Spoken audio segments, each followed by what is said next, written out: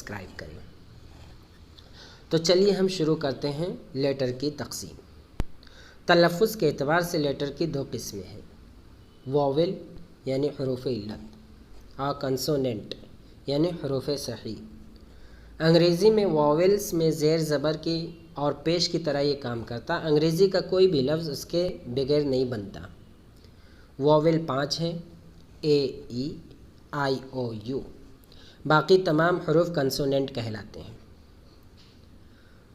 تو کنسوننٹس اور واول کے استعمال کے کچھ قاعدے ہیں، تو جس میں ہم یہ پڑھیں گے اور دیکھیں گے کہ